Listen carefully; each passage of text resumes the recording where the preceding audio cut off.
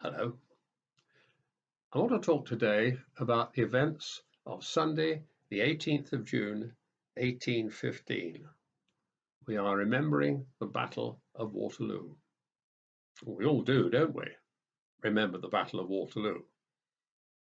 Not exactly remember it, much too long ago, obviously, but we all know about it, or we think we do. If somebody asked us, ever heard of the Battle of Waterloo? We would reply, oh, yes, with sublime assurance, as if to say, oh, every Englishman knows all about that. But I venture to suggest that if we were pinned down and told to string together 6 relevant facts about it, quite a lot of us would be a bit pushed. Oh, yes, we'd be pretty smug about the names, Napoleon and the Duke of Wellington, perhaps even the date, 1815. And we would know who won. Oh, yes, that was when the Duke knocked the hell out of the French. As a tiny digression, have you ever stopped to wonder what the French thought of the Battle of Waterloo? Having the hell knocked out of them? Not much, I'll bet. The English appear to be pretty sporting about that sort of thing. We have never really resented William of Normandy, who knocked the hell out of us in 1066. At the time, of course, we resented it like Billio, but we don't give him a bad press now. We happily call him William the Conqueror. We have adopted him. He's one of us.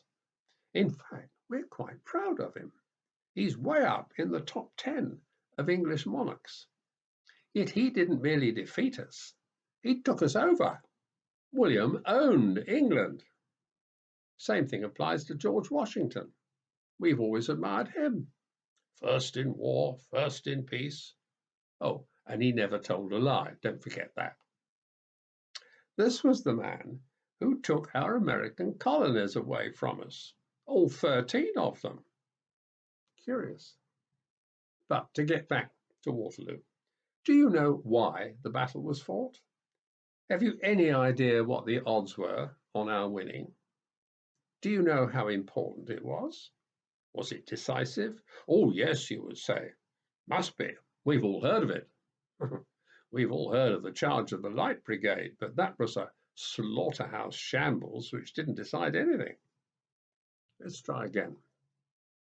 Have you any idea of the numbers involved? Do you know how long it lasted?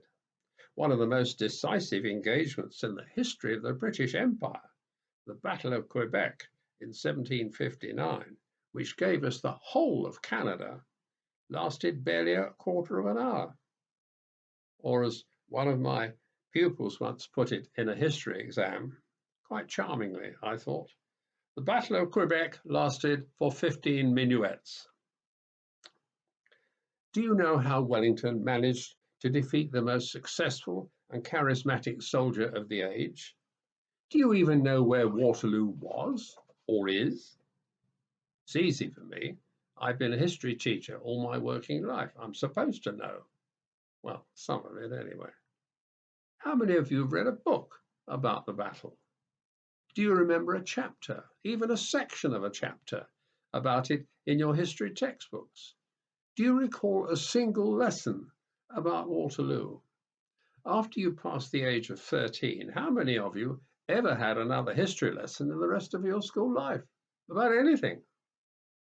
That is not your fault, obviously. That was the system, and you had no control over it.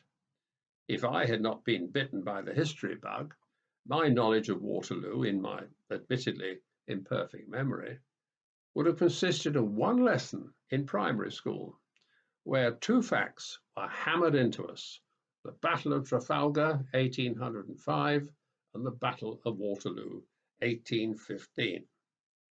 Both were glorious victories, of course.